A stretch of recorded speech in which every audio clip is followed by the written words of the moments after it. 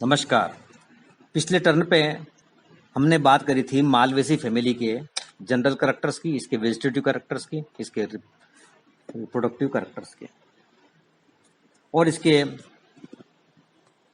Calyx, Corolla, androecium, gynoecium, floral formula, इनकी बात हम पिछले टर्न पे कर चुके हैं। आज हम इसी फैमिली के मालवेसी फैमिली के फ्लोरल डायग्राम की, इसके डायग्नोस्टिक फीचर्स की, इसकी इकोनॉमिक इंपॉर्टेंस की बात करेंगे। सबसे पहले हम बात करने जा रहे हैं इसके फ्लोरल डायग्राम की। तो जो फ्लोरल फार्मूला हमने एक टिपिकल फ्लावर हिबिस्कस रोजा साइनेंसिस का देखा था, उसी के फ्लोरल डायग्राम हम सामने देख रहे हैं। इसमें हमें एक जो चक्र नजर आ रहा है एक्स्ट्रा, जिसको हमने नाम दिया अनुबाह्यदल एपिकैलिक्स, उसका चक्र यहाँ पर मौजूद दिख रहे हैं। उसके बाद बाह्यदल पुंज, फिर दल पुंज। उसके बाद हमें पुंकेसरों में एंड्रोशियम के अंदर हमें अनंत असंख्य पुंकेसर नजर आ रहे हैं, जो कि एक संगी हैं मोनोडेल्फस से, और जिसमें कि filaments United and forming a staminal tube, एक पुंकेसरी नाल बन गई है और उस पुंकेसरी नाल ने वर्तिका को चारों तरफ से घेर लिया है। उसके बाद हमें बीजांड न्यास नजर आ रहा है, अक्षी बीजांड न्यास, और ये कार्पल से नजर आ रहे हैं, ओव्यूल से नजर आ रहे हैं। ये हमें नजर आ रहा है हिबिस्कस रोजा साइनेंसिस का फ्लोरल डायग्राम जो हम देख रहे हैं, और फ्लोरल डायग्राम हमारे सामने है। अब हम बात करते हैं इस फैमिली के इंपॉर्टेंट कैरेक्टर्स की, कैरेक्टरिस्टिक फीचर्स की, या कहें डायग्नोस्टिक फीचर्स की। जो जो इंपॉर्टेंट कैरेक्टर पूरी फैमिली के सार के रूप में नजर आए जनरली, उनको हम यहाँ डिस्कस करते हैं। सबसे पहले देखते हैं इसकी प्लांट हैबिट। तो जनरली जो यहाँ पर प्लांट हैबिट है वो है वुडी श्रब के रूप में, काष्ठीय क्षुभ के रूप में नजर आए इसके पौधे। हालांकि हमने देखा कुछ ट्री भी हैं, एक देखेंगे, इसके अलावा हर्ब है, हर्ब ज्यादा है, श्रब है और काष्ठी श्रब है, लेकिन मोस्टली जो है वो वुडी श्रब के अंदर नजर आएंगे। दूसरी बात तो हमने देखी एक एक्स्ट्रा चक्र की, फ्लावर विद एपिकैलिक्स, जो यहाँ पर एक एपिकैलिक्स का बनना है, जो कि हमने देखा सह पत्रिकाओं का एक चक्र है वो पूरा। जो एपिकैलिक्स क्या चीज है? It is truly a whorl of bracteolate. सह पत्रिकाएं क्या है? Is the form of epicalyx, bracteolates. तो यहाँ पर हम एक एपिकैलिक्स की उपस्थिति देख रहे हैं, जो अधिकतर में है, केवल एबुटिलॉन और साइडा में नहीं है, उसके अलावा सबके अंदर नजर आएगा हमें एपिकैलिक्स, केवल दो में छोड़ के, एबुटिलॉन और साइडा। एपिकैलिक्स की उपस्थिति है और बड़े पुष्प हैं, लार्ज, अट्रैक्टिव है, भड़कीले चटकीले रंग के हैं, जिसकी वजह से इनमें कीट पराग है। पुंकेसरों की बात करें, इंपॉर्टेंट कैरेक्टर्स, असंख्य पुंकेसर है, इंडेफिनेट स्टेमेंस है, एक संघी अर्थात मोनोडेल्पस है, और एंथर्स एक कोष्ठीय मोनोथिकस है, और रेनिफॉर्म है, रेनिफॉर्म अर्थात वृक्काकार, वृक्क के रूप में नजर आएंगे इसके पुंकेसर। तो पुंकेसर बहुत इंपॉर्टेंट है इस फैमिली के। इस फैमिली का पुंग असंख्य पुंकेसर, एक संघी, परागकोश एक कोष्ठीय और वृक्काकार, रेनिफॉर्म कंडीशन। जायांग देखें, जायांग की संख्या वेरी कर सकती है, usually 5 to multi carpellary, multilocular, axile presentation अक्षी बीजांड न्यास इसके अंदर होगा, और style passing through the staminal tube, वर्तिका घिरी भी रहेगी स्टेमिनल ट्यूब से चारों तरफ से। और इसका जो फल का प्रकार है वो शाइजोकार्पिक या कैप्सूल प्रकार का फल इसके अंदर पाया जाएगा। तो ये हमने देखी इसके अंदर डायग्नोस्टिक फीचर्स के। अब बात करते हैं इस फैमिली के आर्थिक महत्व की। इस फैमिली का आर्थिक महत्व भी कई सारे इंपॉर्टेंट जेनरा है इसके अंदर, उनसे संबंधित बात हम इस करेंगे। जैसे इंपॉर्टेंट जेनरा हिबिस्कस है, गोसिपियम है, एबेलमोस्कस है, एल्थिया, मालवा, मालविसस, एबेलमोस्कस, एबुटिलोन, साइडा, मालवेस्ट्रम, ये इंपॉर्टेंट कुछ जेनरा है जिनकी बात हम इसमें करेंगे। सबसे पहले हम हिबिस्कस वंश की बात करते हैं। तो हिबिस्कस का बहुत कॉमन प्लांट, जिसको चाइना रोज या गुड़हल नाम से हम जानते हैं, वो हिबिस्कस रोजा साइनेंसिस, जो सामान्यतः बगीचों में उगाया जाता है, गार्डन के अंदर, घरों के अंदर, उद्यानों में लगाया जाता है, हिबिस्कस रोजा साइनेंसिस। तो ऑर्नामेंटल प्लांट है ये हिबिस्कस रोजा साइनेंसिस। हिबिस्कस की एक प्रजाति और हम यहाँ देख रहे हैं, हिबिस्कस केनाबिनस, हिबिस्कस केनाबिनस, जो कि पटसन नाम से जाना जाता है, और ये रेशे के प्रदान करता है। तो हिबिस्कस केनाबिनस जो है, इसके स्टेम के फ्लोएम से रेशे प्राप्त होता है, और इसको ट्रू फाइबर्स की, सत्य रेशे की श्रेणी में रखेंगे हम हिबिस्कस केनाबिनस को। अब इस फैमिली का सबसे बहुत बड़ा एक जेनेरा गोसिपियम, जिसको गोसिपियम की बहुत सारी प्रजातियां हैं। तो कई सारी बातें, जैसे Gossypium herbaceum, Gossypium hirsutum, Gossypium arboreum, Gossypium barbadense, Gossypium peruvianum, ये गोसिपियम की बहुत सारी स्पीशीज होगी जो इंडिया में पाई जाती है और विश्व के अंदर पाई जा रही है। इनका जो सीड है वो कहलाएगा बिनोला सीड। तो ये कहते हैं बिनोला सीड किससे प्राप्त होता है? गोसिपियम से प्राप्त होता है। और इससे जो तेल प्राप्त होता है वो होता है बिनोला ऑयल। तो Binola seed and Binola oil is obtain from Gossypium species. Gossypium से प्राप्त होने वाला जो बीज और तेल बिनोला नाम से जाना जाएगा।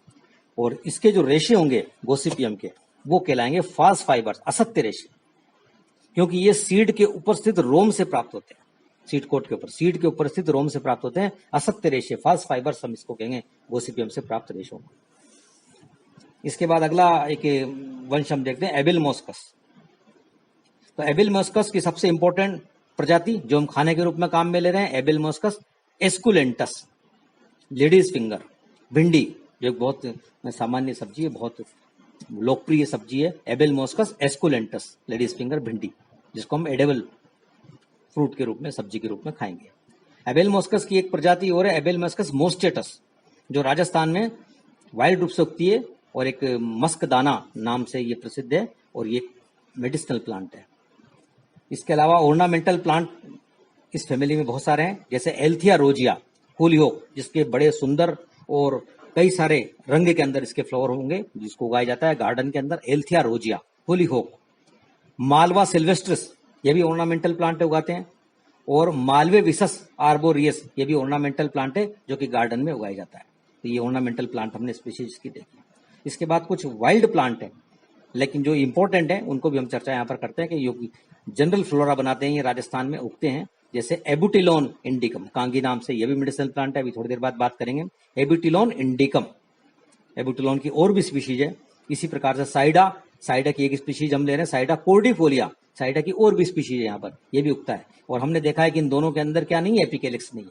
तो एबिटिलोन, साइडा, ये वाइल्ड प्लांट है, लेकिन हमने इसको लिखा है क्योंकि ये सामान्य रूप से पाए जाते हैं। इसी प्रकार से एक और हम प्लांट देखते हैं वाइल्ड, मालवेस्ट्रम, और मालवेस्ट्रम की स्पीशीज है, लेकिन एक स्पीशीज को देख लेते हैं, मालवेस्ट्रम कोरोमेंडिलियनम, ये भी वाइल्ड प्लांट है। तो ये हमने कुछ और विड्स प्लांट को भी इसके अंदर लिया है जो सामान्य फ्लोरा बनाते हैं। इस फैमिली का एक पेड़ की बात करते हैं, ट्री की, जो कि सेकंड प्लांट के रूप में है, पूजा भी की जाती है, उगाते हैं, वो है पारस पीपल के नाम से, थेस्पेसिया पोपुलनिया, थेस्पेसिया पोपुलनिया, पारस पीपल नाम से जाना जाएगा। और वो इस फैमिली का ट्री है, वृक्ष है। तो एक वृक्ष को भी हमने इस फैमिली के अंदर देख लिया, ताकि हमें ध्यान रहे इस चीज को करने में। अब हम बात करते हैं कि इसकी इकोनॉमिक इंपॉर्टेंस की, इस रूप में बांटकर कि फाइबर प्राप्त हो रहे हैं, एडेबल फूड प्राप्त हो रहा है, ऑर्नामेंटल है, मेडिसिन है, हम इसको एक साथ एक बार देखते हैं। तो economically this family is of much importance because there are a number of fibre yielding plants. सबसे पहले फाइबर यील्डिंग प्लांट्स की बात करते हैं। Cotton is perhaps the most important fibre in spite of many synthetic textile fibers. The seed coat of Gossypium produce epidermal hair which is cellulosic in nature. This is cotton wool. These hairs are flattened, twisted and from the staple. Cotton plant grows best in the sandy damp soil of humid regions. Egyptian cotton is derived from Gossypium peruvianum.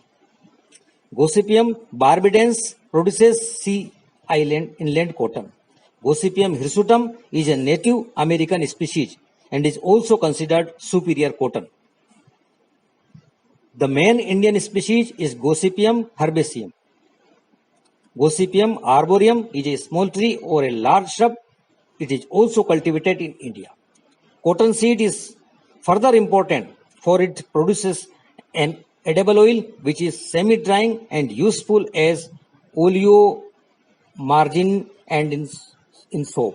The oil cake is also a very nourishing cattle feed. The residue is also used in washing powder, in preparation of oil cloth, artificial leather, nitroglycerin, etc. Hibiscus cannabinus, commonly known as Patsan, produces a very valuable fiber from its stem which is used for making rope, cordage, coarse canvas, sticks, floor matting. It is thus used as a substitute for jute. Hibiscus sabderifia, commonly known as patwa, a strong silky brown fiber is produced from its stem. This is a good substitute for jute in textile and paper industry. Other species of hibiscus also produce fibers of minor importance. Hibiscus tiliaceus produces manjna fibers. Abelmoschus esculentus gives ochra fibers. Abutilon theophrasti produces China jute or Indian mallow. It is an extensively cultivated in China. It takes up dyes quickly and used in making rugs. Urania lobata. It is a weed in all tropical countries and furnishes a yellowish fiber that lasts longer than jute and is used as a substitute at some places. In Brazil, it is used for making coffee sets. Now, edible foods. Abelmoschus esculentus, commonly known as lady's finger bhindi. Fruits are used as a vegetable. Ornamental purpose. Hibiscus rosa sinensis is widely cultivated as an ornamental plant and also used in the worship of god and goddess Kali. Althea rosea is also a garden plant with its lovely pinkish flower or various colors. Malva sylvestris and Malvae cissus is also a garden plant. Medicinal importance. Abutilon indicum, commonly known as kangi, is a wild plant which is sometimes used medicinally. Urania rependa is supposed to be a cure for hydrophobia. Abelmoschus mostatus, commonly known as muscadana, is known as aromatic as well as its medicinal plant. ये हमने बात करी इसकी economic importance की detail के अंदर। अब इसकी एफिनिटी फाइलोजेनी की मालवेसी फैमिली की बात करते हैं जो कॉमनली संबंधित है स्टरकुलियसी से, टीलियसी से आदि से। Malvaceae is related to Sterculiaceae and Tiliaceae in having mucilaginous shape, simple, alternate and stipulate leaves. According to Bentham and Hooker, it differs from them in having monothecous anthers, monoadelphous conditions and presence of involucral or apicalyx.